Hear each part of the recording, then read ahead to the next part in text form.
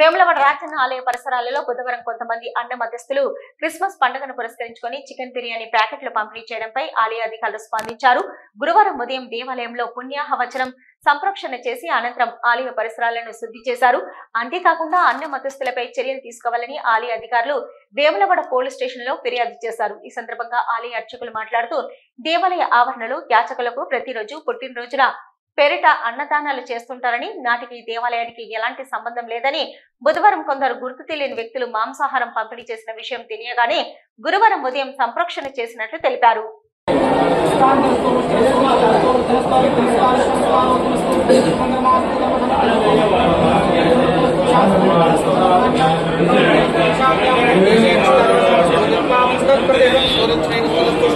ప్రసిద్ధి చెందినటువంటి శ్రీ రాజరాజేశ్వర స్వామి దేవస్థానం వేములవాడ నందు నిన్న సాయంత్రం గుడి ఆవరణలో నాన్ వెజ్ సంబంధించినటువంటి రైస్ ప్యాకెట్లు పంచినట్లుగా మా దేవస్థానం దృష్టికి వచ్చింది.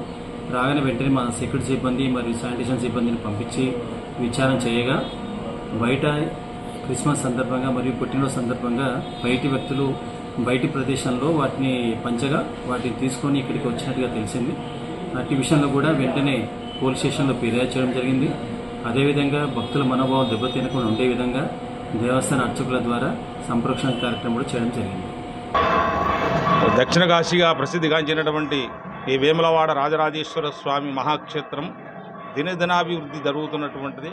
భక్తుల కోరికలు నెరవేరుతూ వాళ్ళు తరిస్తున్నటువంటి సమయం లోపల నిన్నటి రోజున జరిగినటువంటి యొక్క పేదలకు అన్నదానం, అంటే ఇక్కడ ఉన్నటువంటి భిక్షాటన చేసేటువంటి వాళ్ళకి అన్నదానం చేస్తున్నామని చెప్పి అన్ని రకాలైనటువంటి పదార్థాలతోని అన్నదానం చేసినామని చెప్పారు.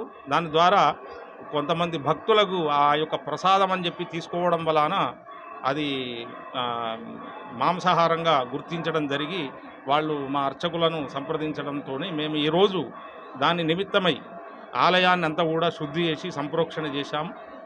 దీని వలన భక్తుల మనోభావాలు కూడా దెబ్బతినకుండా మా అధికారులందరూ కూడా చర్యలు తీసుకుంటున్నారు.